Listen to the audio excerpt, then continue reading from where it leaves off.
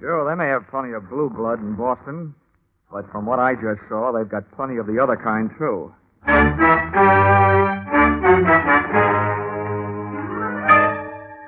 This is another in the adventures of America's fabulous freelance insurance investigator, Johnny Dollar. At insurance investigation, Johnny Dollar is only an expert.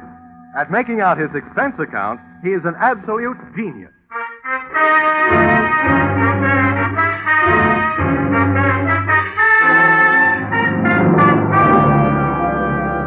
Expense account submitted by Special Investigator Johnny Dollar. To Home Office, Tri-State Life and Casualty Insurance Company, Hartford, Connecticut. The following is an accounting of my expenditures during my search for your missing policyholder, Miss Michelle Marsh. Or, she came in like a lion and went out on the lamb. Or, she should have been banned in Boston. Expense account, item 1, $2.85. Railroad transportation, Hartford to Boston. Expense account, item 2, $1.80. Cab fare to the corner of Longwood and Huntington Avenues. A half block from the apartment house that was Miss Marsh's last known address. Boston may be called the cradle of liberty, but somebody else got rocked to sleep that morning on Longwood. The shots came from 2 carbines and 2 men in one light tan club coupe parked across the street. I waited long enough to memorize the license number as the pot rotted out of there, and then I headed for the victim. My heart was pounding, but not from exercise. Even sprayed coming out of a doorway that, in another 20 seconds, I would have been going in. But the coincidence didn't stop there. Take it easy now, will you? We'll get you some help. You know who did it? March. What? I didn't get you. Tell him. Ask. Michelle March. Michelle March? Well, that's who I'm looking for. What's she got to do with it? Can you hear me? What's Michelle March got to do with it? Come on now, try.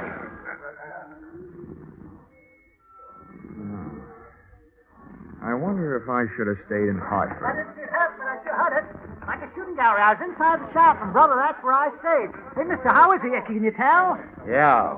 Let's just say you don't need to stand back to give him air. He can't use it.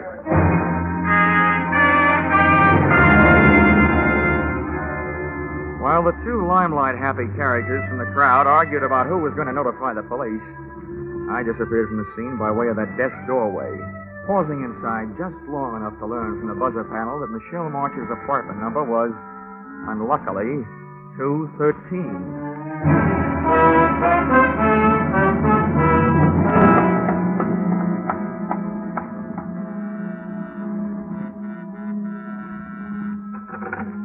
I didn't bother to look for the apartment house manager. I didn't even bother to pick the lock. I put my shoulder to work on the door.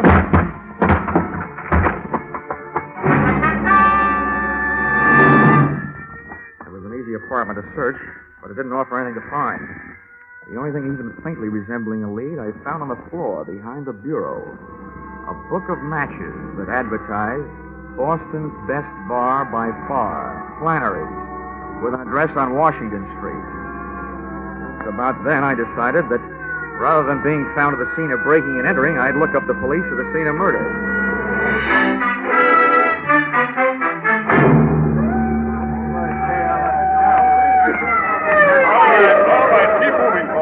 Tear him out of here, Sergeant. You'll have to get to the There doctor. he comes on. There's the guy that's bending over. Oh, who are you there? What do you got to say about this? Oh, not much, Lieutenant. He was shot from across the street by 2 men in a tan club coupe. Probably stolen. License number, Massachusetts 3R165. Weapons were carbines, .30 caliber Army issue. You sure of all that? Yeah. Here. This will tell you why I make it a habit to be sure of things. Oh. Dollar. Insurance investigator. Uh-huh. Hartford. Well, in a way, that makes 2 of you. Huh? I'm Lieutenant Val Dollar. Sergeant Major. The dead man was a local detective. Private license, good business. And a bad reputation. Name of? Something I can't pass out right now. Well, look, here's why I'm interested, Lieutenant. If friend detective was on a case, he could have been hired to find the same party I was hired to find. And since he was blasted at said party's last known address, it could be that somebody doesn't want said party found, which paints an interesting but gloomy picture of my future. Who is this said party? A girl, Michelle Marsh, reported to missing persons in New York yesterday by a worried sister, who was also the beneficiary of a $25,000 insurance policy owned by Miss Marsh. The insurers, Tri-State Life, got the report from missing persons and hired me to find her. You think she's dead? I'll tell you when I find her. Yeah. Now, what makes you think the deceased might have been looking for her, too? Because he mentioned her name just before he went bye-bye. Ah. Where are you staying, Dolly? Just in case we need you. Cartwright Hotel. Now, look, Lieutenant. You've got a murder and I've got a missing person. You can loaf if you want to, but I'm eager. I want to talk to the apartment house manager. Any objections? No. Go right ahead, Dolly. Good luck to you.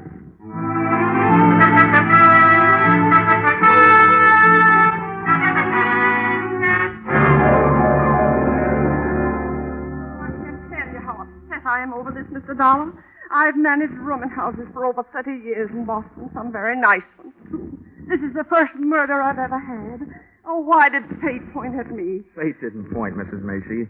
The gentleman was knocked off because he was involved with one of your tenants. Oh, that's impossible. I've tried so hard. References, my own personal observation. Oh, I'm glad to hear that, Mrs. Macy. In fact, the more personal your observations were, the gladder I'll be. Well, it isn't that I snooped, Mr. Dollar. Oh, of course not, Mrs. Macy. Who was it? Michelle Marsh, 213. Oh, she's a lovely girl. But her habits were quite irregular. Often came in late. Oh. I understand she hasn't been staying in her apartment for the past 2 weeks. Do you know where she went? Why, no, but I did happen to be just outside her door when she came out with a suitcase and her gentleman caller. Her employer, I believe she said. Something about some work they had to do in the country. Uh-huh. Did she leave a forwarding address? She had little reason to do that. Why, all the time she's been here, the only letters she's gotten is from somebody in Chicago. One a month.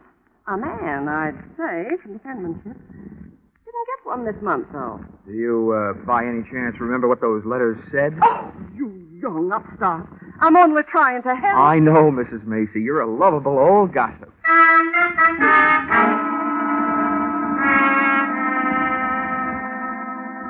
After Mrs. Macy chased me out of her apartment, I questioned some of Michelle's second-floor neighbors. What they gave me only augmented the story I already had. She hadn't been seen in the company of anyone for 4 or 5 months, until Dapper, medium build, and Swarthy took over. All of them had seen him. None of them knew his name, but they all agreed he was the guy Michelle Marsh had marched away with. Everything I learned added up to a dame getting tired of waiting for somebody in Chicago and ducking out with somebody else. It would have looked that simple if it hadn't been for that detective who had so recently taken up new headquarters in the city morgue.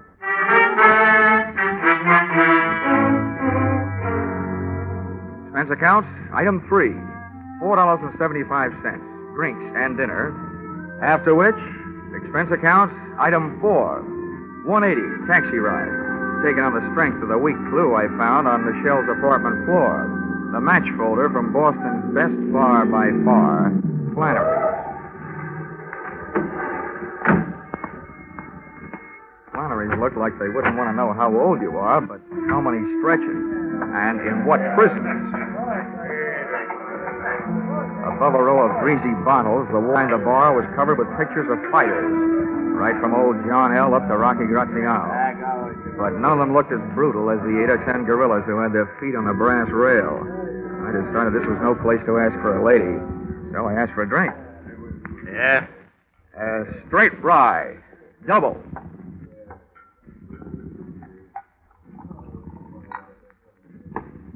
You've never been in before. Where are you from? I'm trying to forget. Has, Blackie been around lately? Who's Blackie? Well, maybe that's not his full name. It's the one I knew him by. He wore a lot of sharp suits, about medium build, dark, swarthy. That could be anybody. Now drink your drink, pay for it, and move along. Now, wait a minute. Now, I haven't got anything against the guy. I'm looking for a dame that's with him, see? What's the freeze for? I need the room, expecting a private crowd. I'll beat it. Climb off, Flannery. Oh, Maybe I want to talk to these guys. I see that, Flannery. Yeah, I look, told Joe I'd beat him with the... I'll get closed up again if I get any more trouble this week. Take him outside, Roxy, huh? Shut up. What's this Niles name you're looking for? Michelle Marsh. You know her? Yeah. Let's go someplace and talk. Thanks for the invitation, but let go of the arm. You get gangrene when the circulation is cut off. Sorry. Come on. What makes you so upset about the lost Michelle? What do you want with Louis Marine? Louis Marine. If he's the guy she's with, all I want him to do is to point her out. You and me might get along at that. It'd be worth plenty to... Look out! Get this rifle! Hey!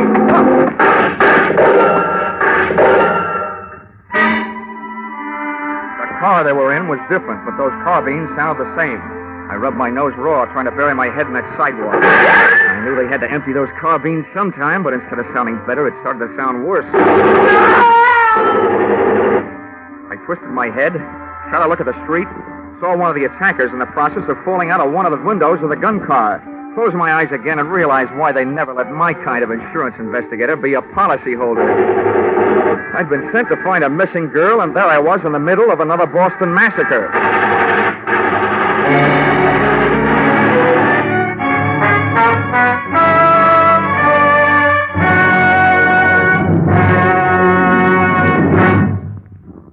You are listening to Yours Truly, Johnny Dollar, starring Charles Russell.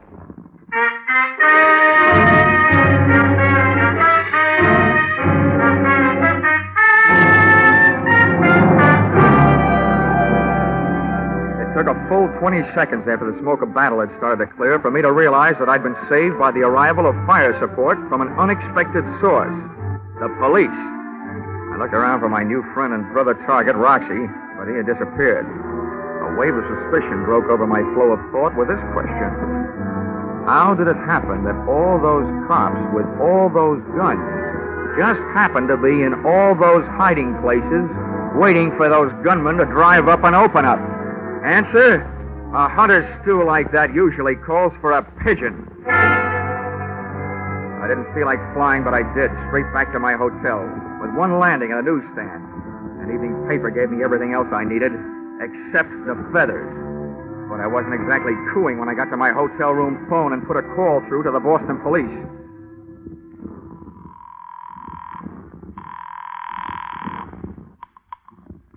South Precinct, Sergeant Miller. Give me Lieutenant Bill in homicide. One moment. Homicide, Lieutenant Bill. This is Dollar, Lieutenant. Oh, Dollar, sure. I'm glad to hear from you. I'll have your badge for this. What did you say? The evening paper. Quote, Boston private detective, whose name has been withheld by police, was slain today, presumably to stop his search for a missing girl. It was learned by this paper from reliable sources. Oh, now, Dollar. That another investigator still alive has joined the hunt for the girl. Well, Johnny Dollar, well-known Hartford insurance sleuth, checked into room 705 at the Cartwright Hotel today. Well, you want more? Why, I can't understand it. I told the boys not to say a word. I think the boys didn't. Oh, now, see here. A man would have to stoop pretty low to use methods like that. You probably touch your toes every morning for practice. Well, I hope you got the results of your stakeout in front of Flannery's. You got 2 hot carbines and a hot car. The evidence that could have talked, those gunmen, are so full of police lead that your only chance of learning anything now is to find somebody strong enough to pick them up and write with them. Now, wait a minute, Dollar. You know who hired them? Well, I'll find out. When you get confused, check with me. I think I know. Now, do I get the name of that private detective? The deceased? Well, I don't see any harm. Bernard Knight. Hired by? Well, all right, Dollar. If you'll cooperate, I will. According to his files, he was hired by Roxy Morris to find the girl. Now, who hired the gunmen? I think, but don't know that they were hired by a gent named Louis Marine to stop Roxy Morris from finding Michelle Marsh. Why? We'll have more about that later. But if you'll put a search on that pair of names, I'll look for a good night's sleep.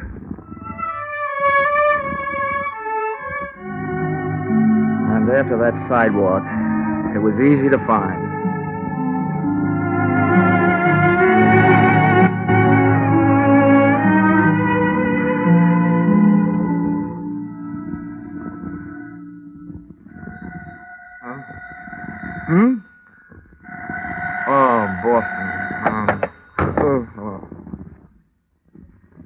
morning.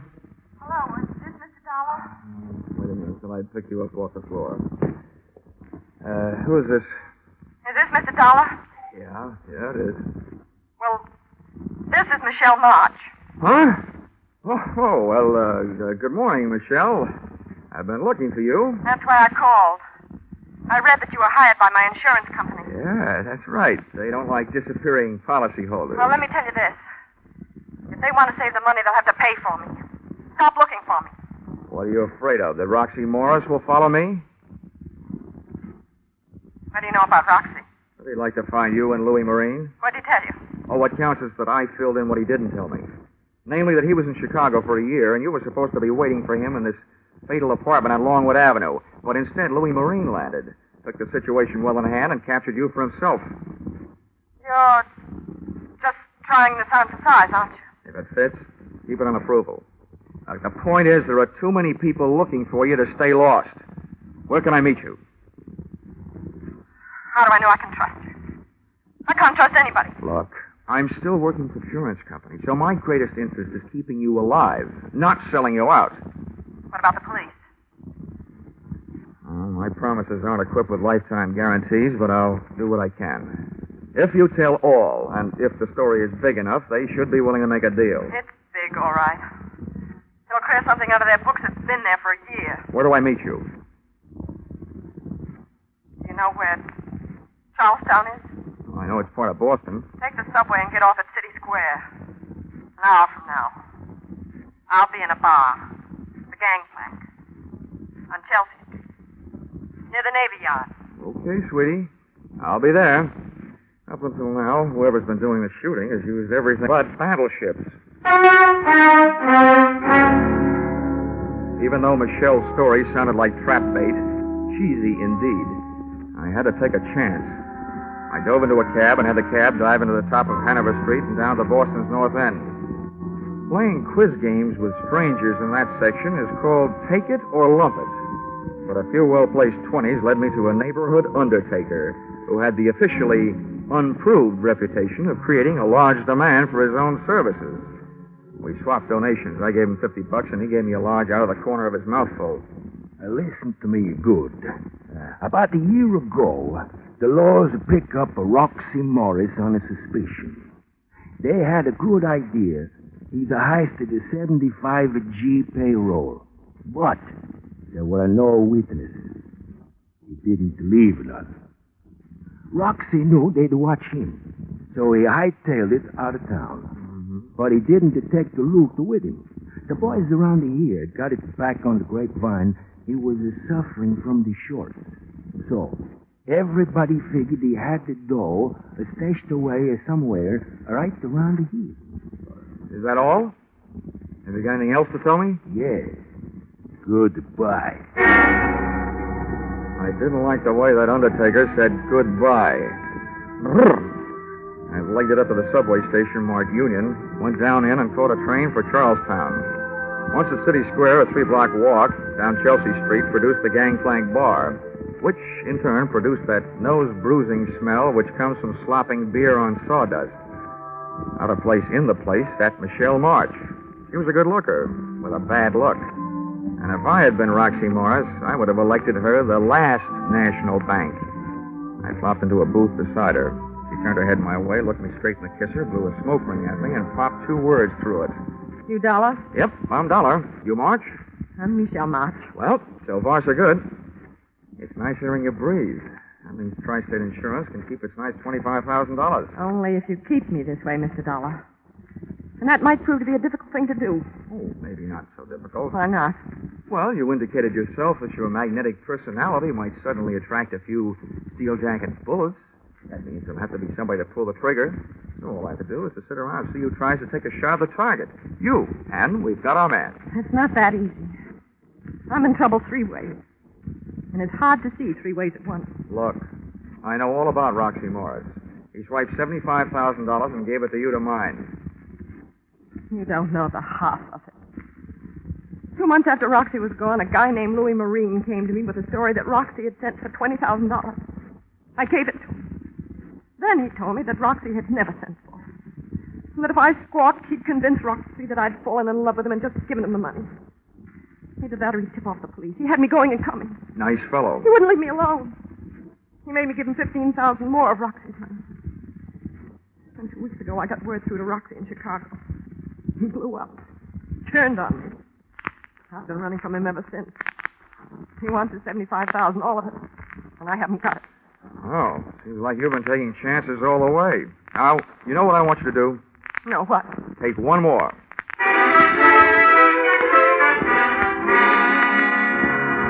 I told Michelle what I had in mind for her, during the next few hours at least, and grabbed a cab back across the bridge into the north end. Expense account item 5, $50. Another donation to my expensive undertaker. This time I paid him for talking, but not to me. Then I took over the telephone and dialed my way through to the guy to whom I was about to give a chance of becoming the ding-dong daddy of the Boston Police Force, Lieutenant Bell. Yes, Dollar, this is Lieutenant Bell. Bell, how would you like to get the goods on Roxy Morris? Well, I'd like it fine. Okay. And along with that, how'd you like to pin a receiving stolen property rap on Louis Marine? I hope you aren't just being salty, Dollar. I'm not, Lieutenant. Now, look, you may have to do some trading with the gal on this deal. Yeah? You may have to promise her some time off for verbal good behavior. Well, such things are possible. All right, what's the pitch? Listen, I have baited a tall, thin granite trap for Roxy Morris and Louis Marine. The bait is Roxy's ex-girlfriend, Michelle Marsh. Okay, what then? I had a tipster call Roxy Morris and tell him that Louis Marine was meeting Michelle at a certain place at 3 o'clock this afternoon. Yeah? I also had Mr. Blabbermouth call Louis Marine and tell him that Michelle is meeting Roxy at the same time and the same place. What? I had him tell each of the gentlemen that Michelle was meeting the other one with what's left of the money in cash. Oh, you've started a war, Dollar. But if it does the trick, it's worth it. All right. What's my move? First, call the place where I've arranged a surprise party and tell them to get rid of the public. Also tell them to let a girl named Michelle March come and go as she pleases. Also me. Oh, don't tell me you've set this thing up in a public place. Where is it? Lieutenant Bell, what I want is for those two characters to run up a blind alley.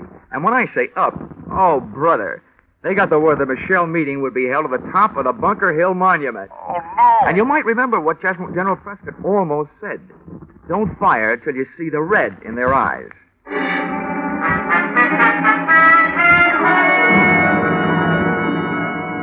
I was back in Charlestown and at the base of the Bunker Hill Monument at 2:45. The door of the museum at the bottom was open, but a state park officer stood by its side. I told him who I was, and he nodded me through the bronze doors.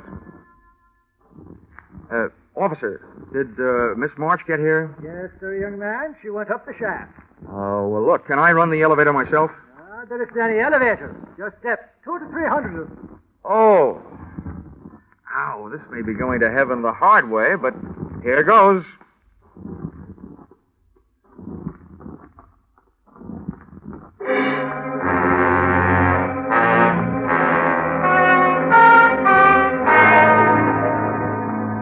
Halfway up the winding granite stairs, I yelled for Michelle. But she either didn't hear me or just didn't want to answer. I kept going and hoping.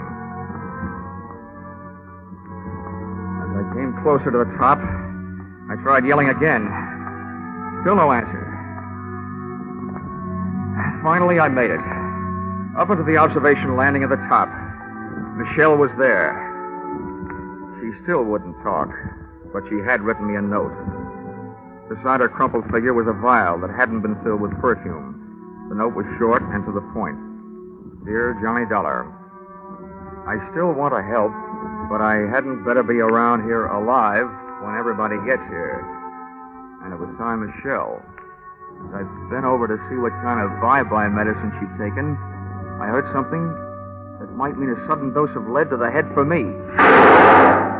Either Morris or Marine had landed, and there I was stuck at the top with a bait that had suckered them into a trap, which suddenly turned out to be mine.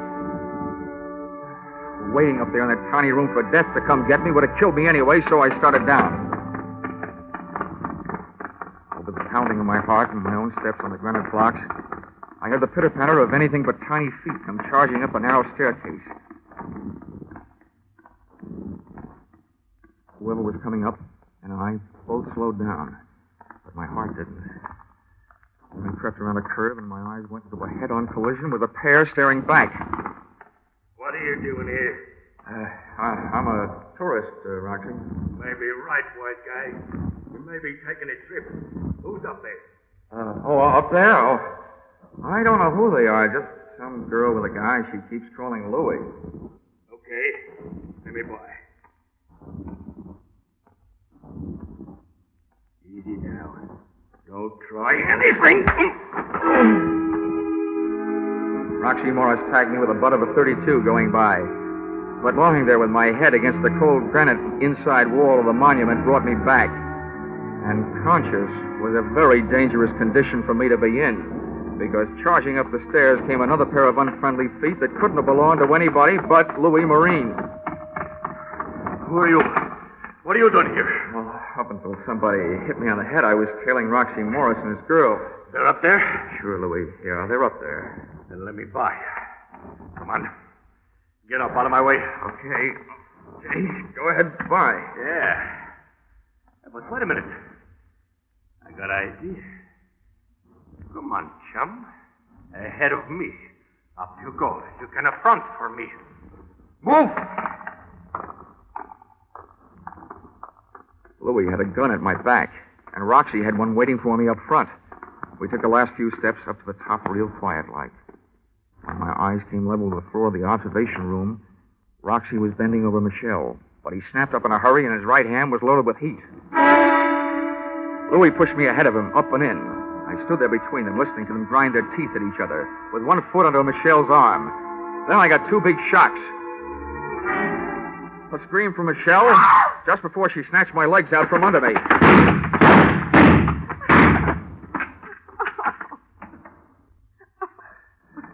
Hey, what are you doing alive? I don't know. I guess I didn't take enough. Well, whatever you're doing alive, I'll tell you one thing. Your two boyfriends sure took care of each other. Come on. Let me get you out of here. Oh. I didn't think I'd be able to carry me down all those stairs. Now I have to carry you.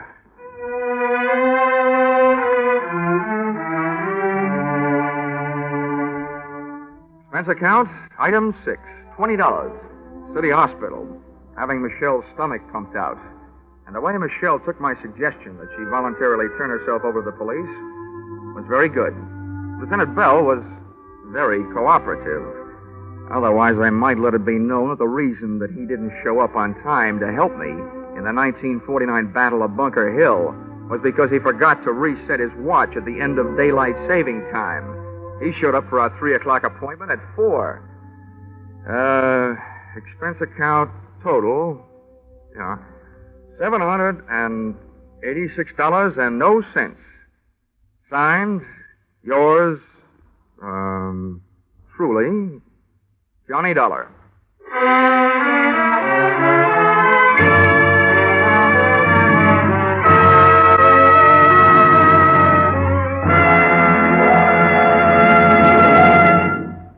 Yours truly, Johnny Dollar, is produced and directed by Gordon T. Hughes and stars Charles Russell with script by Paul Dudley and Gil Dowd. Featured in the cast were Bill Boucher, Myra Marsh, Dick Ryan, Larry Dobkin, Charles Seal, and Dorothy Lovett. The special music is written and conducted by Leith Stevens.